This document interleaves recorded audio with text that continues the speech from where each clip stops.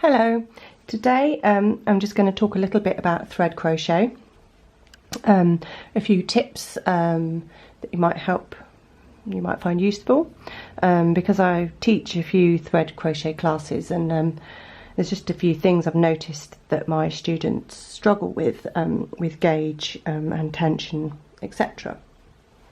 So I'm using here on this project, filet crochet project, I'm using 8 count thread. Obviously it can go much finer than this, can go down to 100 count, which is the thickness of a hair, and I'm using a 1.25mm hook, and of course that can go down much smaller size hooks as well, but this is probably a much smaller hook and a much finer yarn than most people are used to.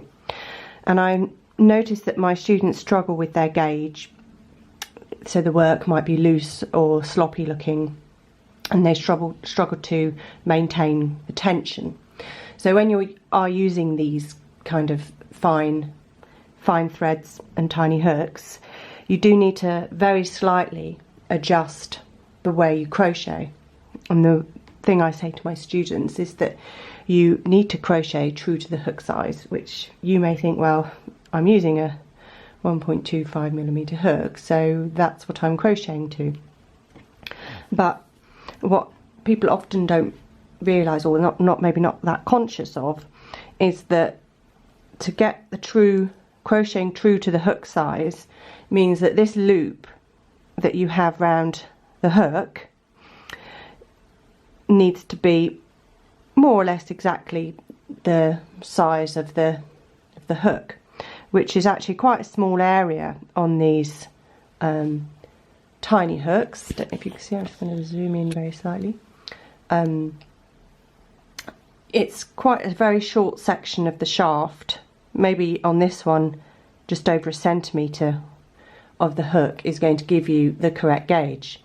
Even inadvertently sliding, I mean, when I crochet, I tend to use quite a lot of the shaft. So some of the hooks, like the Addy hooks that have a very, very short shaft, I really struggle with those because I naturally slide my loop quite far up the hook and I find it butting against the handle. So I have to myself actually change how far I'm consciously sliding that loop up, because even just going a little bit too far up there, I'm probably going up 2-3 hook sizes without even really realising it.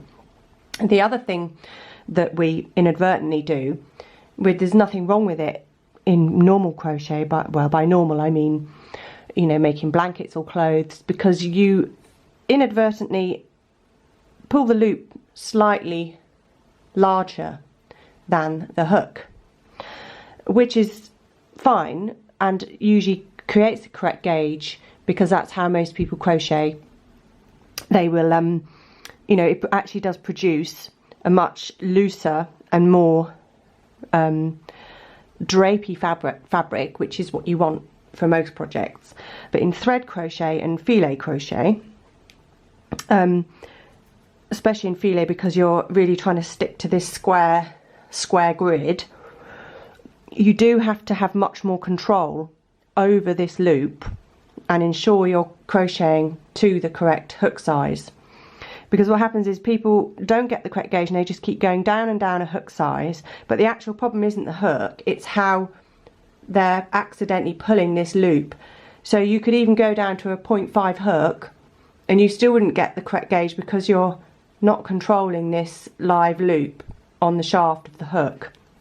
So I'll just demonstrate how I would normally crochet with a normal yarn. By normal I mean double knit, Aran or worsted or whatever your usual preferred weight is. As you can see, I don't know how clearly you can see this, it's actually quite difficult for me now to revert to. I'm just crocheting how I would normally crochet.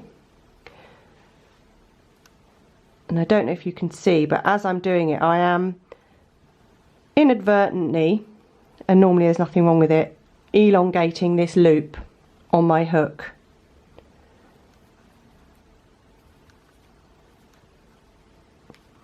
do a few more stitches just so you can see the difference.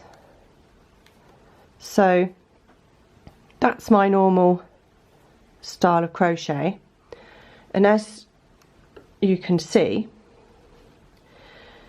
between this quite compact and neat and firm stitches to these much longer, by much I mean, you know, in the context of such tiny work, these stitches are considerably longer, and that would massively increase the likelihood of me not getting a correct gauge for the thread crochet, or you know, when you end up, I've seen more severe cases where your loops that have been on your hook end up being very loose and sloppy, so your doilies and your crochet thread work ends up looking quite messy. So in order to get crochet true to hook size, you just have to be quite aware of this live loop on your hook and what you're doing with it, and try to control it to ensure that you're not inadvertently sliding it up too far and you're not accidentally elongating it by, you know, pulling it. So what I tend to do is I tend to keep control of it by just holding onto it with my index finger for part of the stitch. Because things like double crochet, there's a few steps involved, and while you're doing those steps, like yarning over, going into the stitch, pulling up a loop, etc, etc, that live loop can go a little bit wayward,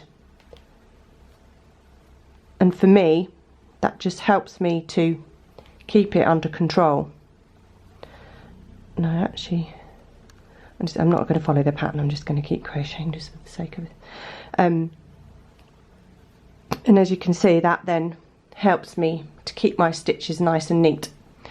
The other thing that I would say is investing in a decent hook is actually really important when you're working with fine threads, because having a bad hook or a low quality hook really affects the, you know, how much you're going to enjoy doing this. I like these Clover Amour hooks. You can also get another one I would recommend is Tulip. They do really high quality hooks. For big, you know, for the bigger hooks like 4mm, 5mm, 6mm, you can get away with quite cheap hooks. But with these, the nuances really make the difference. The little nook in the hook where the yarn engages, if that isn't properly formed, it's just so unpleasant trying to crochet, because you keep losing, the thread isn't engaging and you keep losing your thread. If the tip of the hook isn't nicely finished and really nice and sharp, that's also a problem, because you really do rely on that in thread crochet, because it's almost like a needle going into the stitch. You're using the tip, the very pointy bit of the hook, just like in normal crochet, but more so in thread crochet, to find the path of least resistance, because the work is so fine that even I struggle. You know, I wear glasses, but even with corrected eyesight, it still can be tough in poor light. So if you don't have a sharp, a properly nicely tooled tip of the hook, it can make finding the stitches quite tricky. So here, after a while, you find that you just aim for where you think the stitch is, where you can see it, and the hook does the rest, because it's a really nice and sharp, almost like a needle in it, and it finds the path of really least resistance and slips through into the stitch nicely. And again, it's quite frustrating when I talk to students about the importance of having a good hook, and a lot of them a few of them are really against it. They just think the one they've got is fine, and they don't really realise how much difference it can make having a really decent hook, especially for thread crochet. I think it's essential really for your enjoyment. If you can't enjoy it properly, I don't really see much point in putting yourself through it. So Also, the other thing that I've noticed, or people have mentioned to me, is that they do struggle controlling the tension with this thread crochet. I tend to, you might need a bit more friction than you would normally apply. So I tend to just hold my thread like this, which I know is quite unusual. Most people will either wrap it round one of the fingers. Some people find that when they're using thread, they need to make a bit more friction, so they might wrap it round a baby finger, or if you already do that and you're still finding it's slipping too much, you might want to wrap it round twice. You know, just try different ways than you would normally do, just to see if that makes any difference. What I tend to do is I tend to use, once I've got a body of work, a bit of fabric going, I tend to use the fabric as well to sort of add a bit of extra friction. I hold the fabric with the thread against the fabric while I'm holding it, and that helps me to maintain better tension of this working thread. So I would say that if you've never done thread crochet before, or you have tried it and you found it a bit frustrating because of the tension issues and you're having problems getting to gauge and stuff, just try these tips that I've just mentioned. And also I think you do have to accept that you do need to change subtly the way you crochet, and it can take a while for you to get into the flow of it. So I tend to switch a lot between different projects, thin yarns, thick yarns, because of the classes I teach and the projects I'm doing and things I might be designing. So I've really noticed the difference in how I have to subtly change between each different project, and that you do actually end up crocheting in a slightly different style. So don't let that intimidate you. I would say embrace it. It's an excellent way for you to actually hone your crochet skills. Thread crochet, by its nature, requires you to be far more aware of what you're doing with your hook, with your tension, with your how you are controlling this loop, whether you're crocheting true to the hook size. And I think it's an excellent way if you start a thread crochet project, you know, stick with it, give it a chance, try the things I've mentioned, and you will find that it does improve your crochet overall because of all these extra little things that you have to take into consideration.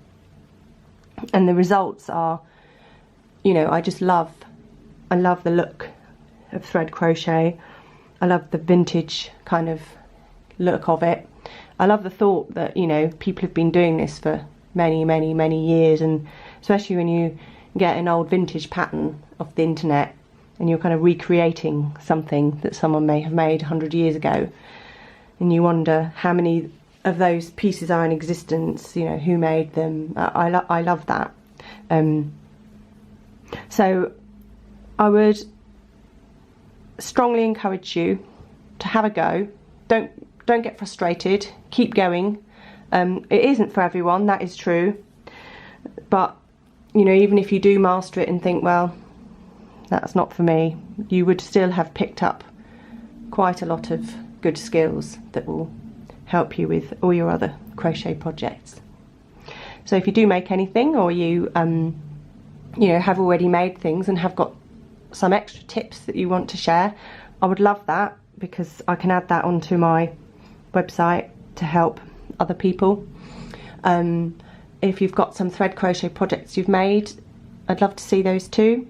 I hope my unscripted ramblings may have hopefully either inspired or helped you to try thread crochet. Thank you.